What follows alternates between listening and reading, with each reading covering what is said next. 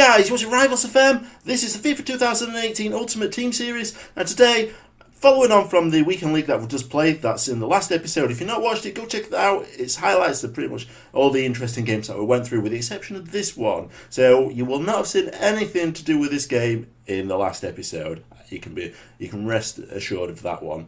So basically what we're going to do in this episode is going to be recapping on what is sort of like the game of the tournament, basically, I like to say. For me, it's more not just necessarily the game of the tournament, because it's something I sort of came up with halfway through going through with the actual tournament itself. To me, this is the most memorable one. When I think back, it's one that really sticks out in my head for a particular reason. I'm not going to go over it just yet because I don't want to give anything away. So the team we're playing is, as you can see behind me, it's that one right there. I mean, the things that jump out here is it's quite well rounded, isn't it? Quite a good, all well rounded team for what you probably expect. Outside the big boys, I guess, the ones that got all like your icons and your team of the season players and all that. With the exception, I suppose, you've got Danny Rose and is it Liechtenstein as his fullbacks. That seems to be the weakness, but by all means, don't overlook him for that purpose. He must maybe attack through the centre. I don't know. So I think we'll crack on. We'll get straight into the game, see what he's got to offer. Me personally, I know the outcome obviously because I played this one. I thought it'd be a good little thing, sort of like one episode purely on sort of like the highlights, which will cover most of the really exciting sort of games, and then we'll have another episode which is purely going to sort of cover like the game of the tournament. Now I did come up with this sort of like towards the end of sort of like put it all together, because I thought, I'm trying to sort of think of how I could possibly put sort of like the series together, and I've mentioned in the last episode. It's sort of like a work in progress. It's a lot of sort of developing as part of like the FIFA 18 series, which should allow me to sort of like hit the ground running when it comes to FIFA 2019. Because I am definitely going to be doing this series in FIFA 2019, and I suppose starting it from scratch is going to put us in surer footing than what we are in this one. Because we started quite far behind everyone, haven't we? There's been a lot of giveaways, which probably would in the past would have been really handy for us. Not to mention when we're building, through the squad building challenges as well. That's something I didn't really know too much about. I'd heard it from like friends before, sort of like a basic idea of what it is, but I never really looked into it. So I didn't really. I had sort of on my back against the wall with a lot of this when we sort of put it together. But yeah, I've definitely been enjoying it. It's definitely been a learning curve. It's definitely a lot that I've learned. I mean, last time I played it, we probably sort of like sort of FIFA 2000. I'm guessing it's not like 11, 12. But I think it might have been 11 when I was really, really into it. Back in the time, I think like Schürrle were at like Werder Bremen. I had sort of like a really good German team on it. Then I sort of like switched that, sold all them, and got a good Spanish team. I think you need to. Problem is, you need to put a lot of time and effort in, don't you, to sort of like build a really, really strong, good team. And obviously, if you're like me, you work full time, then it's a lot more difficult.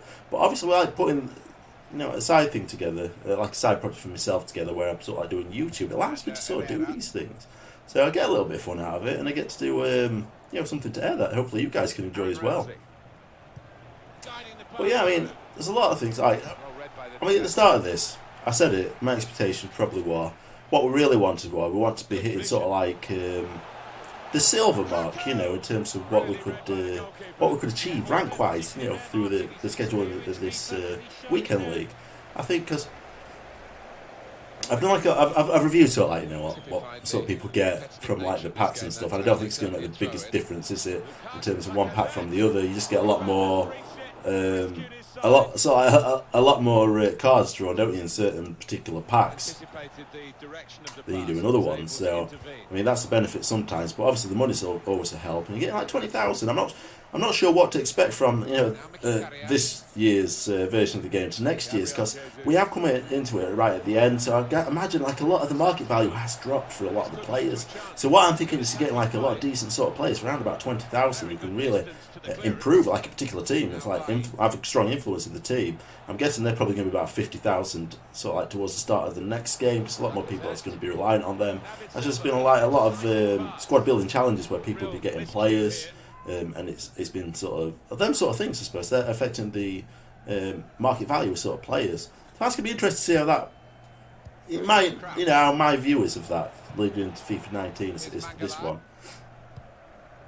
I know in this one on FIFA 18, when we sort of drew our first packs, we got some really good ones. Didn't we? Got like David Silva, 95 rated, team of the season, David Silva, and that was phenomenal, wasn't it? I can't see we're going to draw that out again in FIFA 19 though. I think we'd really struggle for that one. We are going to be doing a lot of, hopefully, promo packs, because we're going to do in pack openings. The whole sort of format, what I'm thinking for like FIFA 2019, and I'm trying to lead into this one, is it's going to be like 7 episodes over 2 weeks. So basically, it's 1 day on, 1 day off. And what I want to do is, I want to do nice, right? I need to finish off nicely. I want to do sort of like a weekend qualifying, so I'll do like a roundup of the highlights in that one, sort of like the last episode of the weekend league. So the qualifying one, we'll do that one, but there won't be as many games, will there? So we can pretty much fit every one in there. And then I want to do like the weekend league, obviously. So I want to do the highlights one like I did in the last episode, and then like this one, I want to do like the game of the tournament, like my opinion game of the tournament. You got 3 episodes there, haven't you? I also want to do like the draft. I would love to do that one. I think they're quite enjoyable. It adds a bit more like spontaneity to it, doesn't it? It's a bit more random because you're getting like places you're not going to get in the normal module of the game. So I think that's quite good. I'm going to do that one. So that's particularly 4 there. 5, that should be like pack openings. Then I was thinking like 6, I'll do like the divisions. I'll play through the divisions hopefully. I'll see how far I can get. I've got into Premier League last one I did, but I think it's a lot harder now in this one than it was in the previous one. So I'm thinking maybe like I'll play all the games in divisions. I'll do the highlights for the weekend league, and then I'll air live, well, not necessarily live. I'm not saying I'm going to do it live on Twitch. There's a possibility in the future. But what I'm thinking is I'd do. I'd probably. Ooh, nice finish. There you go. 2-1. We took the lead there. And what I'll probably do is I'll play that one out and I'll record it and playing it, because that's like it's like the one that sort of like the season depends on, you know, if we're going to get relegated, we're going to stay up, or we're going to get promotion. So I think that's what I'm sort of thinking of in terms of that one. All in all, I think, you know, there's potential 7 episodes. Well, there is 7 episodes there, isn't there? So if we can do that, it'd be fantastic. I think it may take a lot of time with like editing and rendering and stuff, particularly doing the highlights one. So we'll have to see how it goes. I mean, like I said, this is going to be the precursor to all that, to see how actually feasible it is. Now, it's doable. Can we do that? Do I have the time to do that? It's going to be interesting. We're going to see how it pans out, though. I pre-ordered FIFA 19. I got the version where you get like 40 jumbo packs, so it's like 20 weeks, 2 jumbo packs each week. It's a shame you don't get them all at one time, though, isn't it? Although I don't know. I think it depends. It probably works out better, because if you got them all at one time, you'd probably get the same shite all the time, wouldn't you? I imagine. So, reality, you know, of what's actually happening in the weekend league to what I was sort of expecting, is I found it a lot more difficult. I'll be honest, they were a lot more difficult to start off with. The first 2 games were just an absolute disaster. I didn't hardwire my internet connection, so I was using Wi-Fi, and that absolutely just screwed me big time, because the lag was just unreal, and it was the sort of lag where your game just sort of like stops sporadically. No sign of it, just happens, it stops, and then all of a sudden it's like goes fast forward, and it's like hyper mode, and then because it's sort of like registering at the point where it stopped, you don't know how the other player's coping, because the other player hasn't got that lag. So there were times when I'd be like, my player just like flying off downside, off at pitch, you know, and that leaving guy just stood up wing by himself. So needless to say, I lost both of them games. But yeah, lost both of them games. But then after that, yeah, I sort of picked it up a little bit. Obviously, with the fact that when I hardwired the internet connection after that, it was a lot better, and I can actually play the game after that. So that worked out fantastic for me at that stage. I could actually sort of like pass it around, I can make the movements, I could get myself into positions. It was frustrating to say the least. I'm thinking, oh my god, this can't be what the weekend league's all about. There can't be this many people playing it if that's the case, you know, there's all this lag.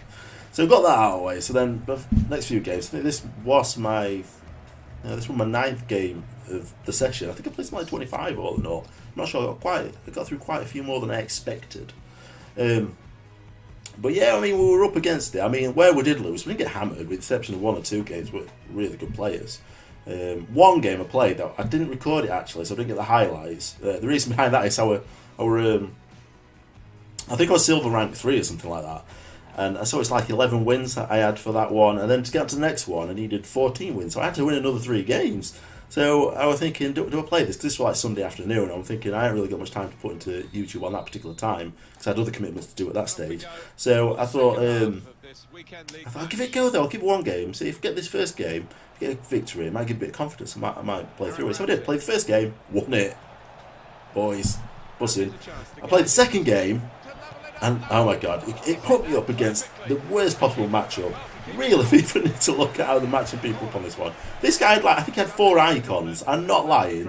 4 icons. It were absolutely ridiculous.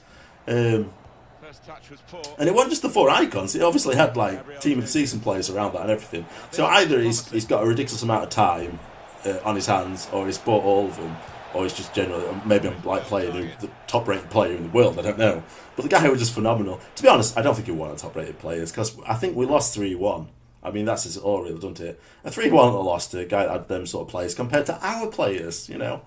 So it wasn't too bad, to be honest. After that one, I played the 3rd game. I won that one, and then I won the 4th game. So it pushed me onto the silver ranking too. So it worked out well, actually. Because I thought I was going to have to play about 10 games to sort of get anything back out of that. Because I thought, with the way it was working, I'll play about 25 games, winning, 11, I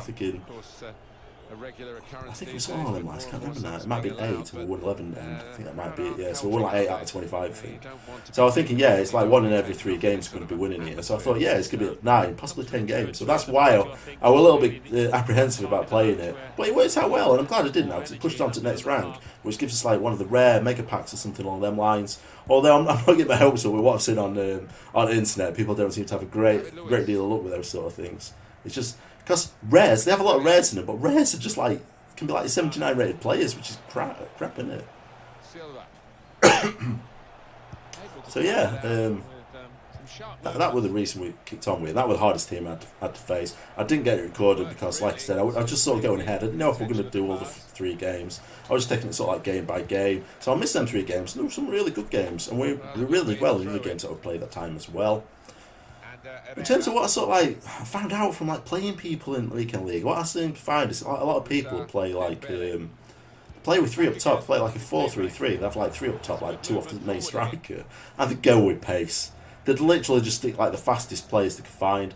After I found a lot of people had Salah on right wing, and that guy is fast. And when you look at the ratings, you know, defenders are probably about 75 at the highest with the rating for pace, and they're going up against forwards which are regularly got 90s and above. It just made it frustrating. I mean, I'd sit a little bit deep if I could try not to open up too much space, because they just exploit it in the middle if I did. But what you find is what they do is they pick up the ball from deep and they try long balls, long grounded balls, to play through the players like Salah and that. I think a lot of them sort of using manual through ball settings, which is probably good, and I'd like to work towards myself. It's just fitting into time. It's not something I want to sort of risk right now, but I probably will do at some point. But yeah, that seemed to be one of the tactics that I found it coming against. And when you found a way to defend against it, it wasn't too bad. Because that's why I ended up going with 3 centre-backs. I went 3 centre-backs and 2 full-backs. I thought that worked absolutely perfectly, because then if they caught your full-back out of position with pace, you could bring your centre-back over, and then you'd still be left with 2 at centre. And it seemed, when I implemented that, it just seemed to work perfectly, and my win ratio shot up considerably, to be honest. Because most of the games I lost were early on. I mean, that for example, the last 4 games I played, I lost to some guy with a worldie team, and the other 3 games I won, and they arguably had better teams than me as well. So yeah, I definitely found my feet at that sort of stage. I was lucky from Lukaku wanted. But yeah, that's one of the sort of tactics I seem to find from a lot of people. I thought Firmino was good as well, and he was playing as a centre forward. He seemed to have that pace. He was quick and agile, and sort of get onto the ball and find himself that sort of room in the middle, and quite good at finishing it first time. It's not a bad strike, is it? Balassi. So rank-wise, we did get what we wanted anyway. So what we had expectations for, that were our aim. I don't know about expectations, sorry. It was definitely our aim at the start of it, so we did achieve it. So I'm quite happy with that one. In terms of the number of games played, we played, I think we must have played 28 all in total, 25-28, something along them lines. It's a lot to get through into. That's without saying. I mean, I definitely noticed. So I think it's not something you can just dedicate one night to, is it? And try to get yourself up to a high rank. You've got to dedicate literally your whole weekend to it, I think, which is quite frustrating, I guess. Still, it's quite enjoyable. I mean, I'd like to see it's probably if you got better rewards for sort of particular ranks. Like maybe if you've got like particular players rather than packs, I think that'd be fantastic, wouldn't it? That'd probably drive you a bit more to like sort of like play them extra games. I think. Like if you knew you were going to get like a fantastic player or something that fit into your system, or if you've got like a choice of particular players that you could choose from.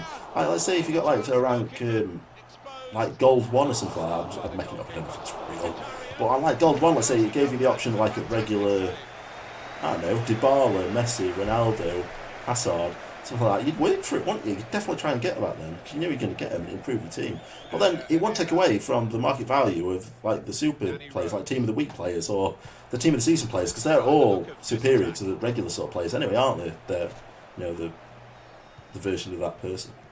I think that'd be more interesting if they did sort of stuff like that, to be honest. So going forward, I think what I do expect to sort of like do a lot better going forward. If we've got the time to play 25 games, I probably expect to be in 16, 17 at the least victories. Fine, I think we've got 11 now. If we've got 11, yeah, I want to be hitting 16. So I think now we've found some decent players. We've found a formation. I think it'll work well. I think we'll definitely be in a better position then. To get these victories. I think we know what we're doing now. We know the tactics people are going to be playing, so we won't be up against it like what to start off with. We're not going to go into it like shell shocked when people are just like smashing us with these regular tactics. So I know we've hit the Silver 2 ranking, I believe. So the packs that we've got, I mean, I think we've got like a rare mega pack or something along them sort of lines. I'm not too optimistic in terms of getting the players that I want, because I had a sneaky look, to be honest, on YouTube just to see sort of what to expect really, and it could go either way. I don't know, some people seem to have this thought that it's all dependent on like new EA players that get sort of like the really good perks, and I'm hoping if that's the case, we are still fairly new, I think. So hopefully there's going to be good rewards, but I don't think there will be. I think we've got a big rewards in terms of like silver and that. I think the way to get your best players is going to be through people like going through stuff like the squad building challenges, and I'm not sure at the start of it if we'd had Van Dijk, but Van Dijk is one of these that got through that, and he's a phenomenal player, to be honest. And you're playing through centre is really, really good. I think it's one of the reasons why we did so well to the second half of the tournament. And to me, it's quite arguably the player of the tournament because he was so good defensively. I mean, I did say we do have two teams. Like him and Barsagli are both fantastic players, in my opinion, on this one. For us, they work really well, they're really strong. What I've noticed, you need to be getting like a rating of 85 or above for them to have like a really mega sort of influence on the game. That's what I've noticed. The exception of Lacazette, I think he's like an 85, but I just don't like him. I don't know why. I just think he came to like always seemed to break down my attacks.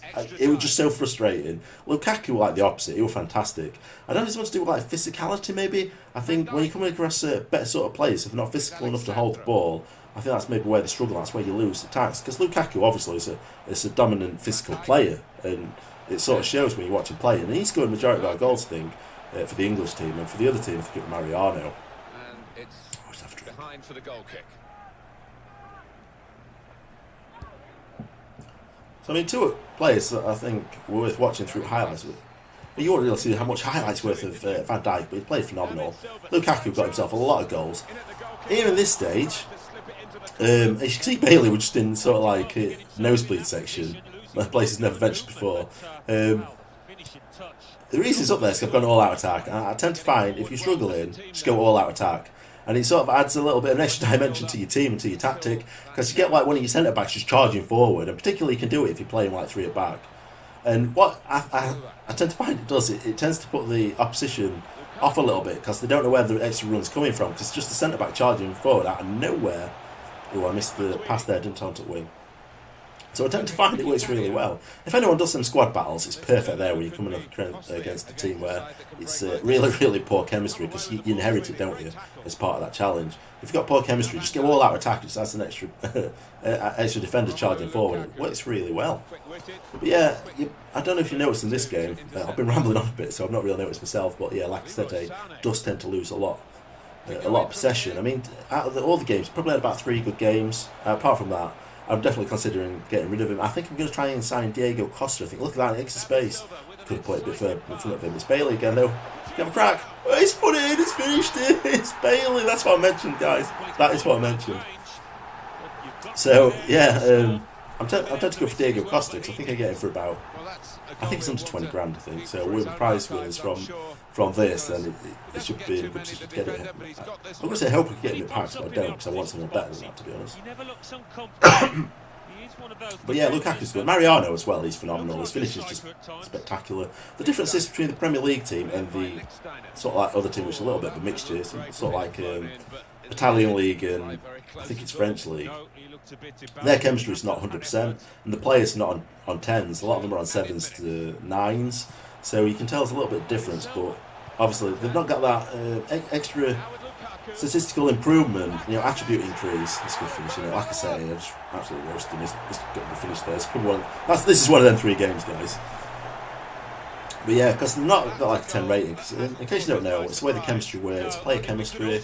It's like 5 is neutral. Anything below that is like negative impact. Anything above that's a positive impact. So get 10, it's your highest impact you can get.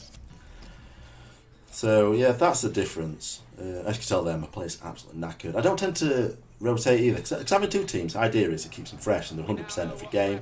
So unless it's things like this where I had to make a few substitutions, people were going to die basically, the legs are going to fall off.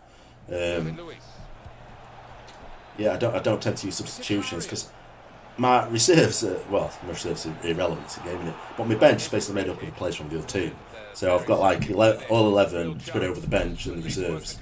And the reason for that is it just builds up the fitness. It just works out a lot better.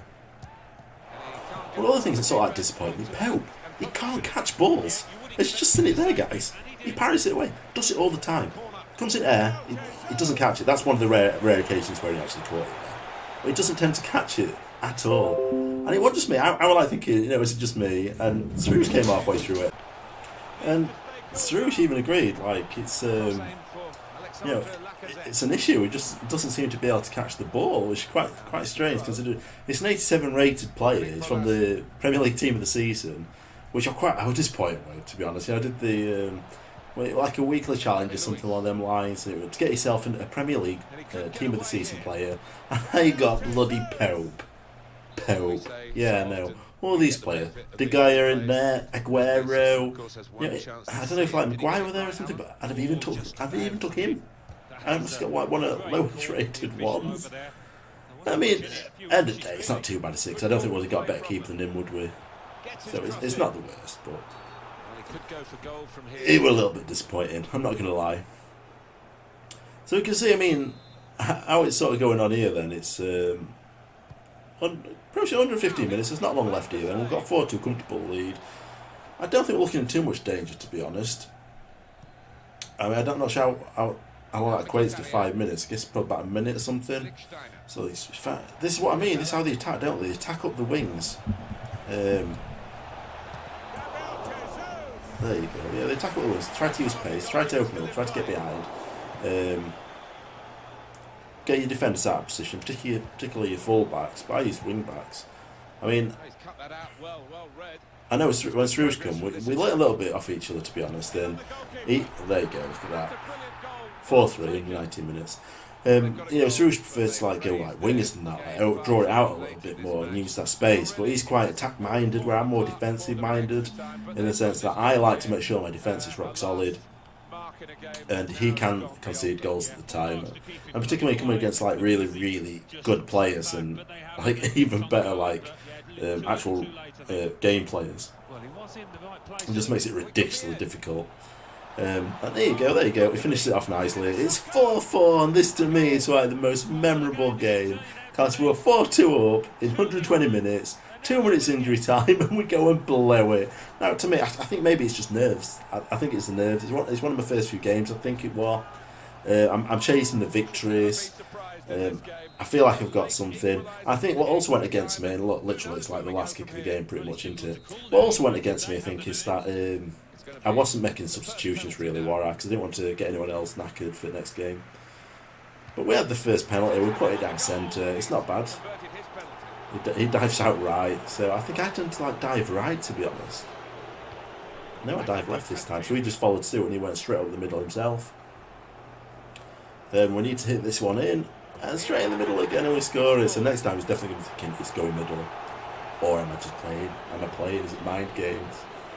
So who is this guy? I think is it Dembele? I'm not sure. Can't really tell from shirt. Little stuttering run. Well, it's under my goalkeeper. A little bit disappointed I didn't save that one. I really expect him to. I think goalkeepers should adjust naturally to get them sort of things. That's where he saves mine. And I was trying to go further into the corner, but for some reason, it must have to do with sort of how good they are at penalties, I imagine. I don't know.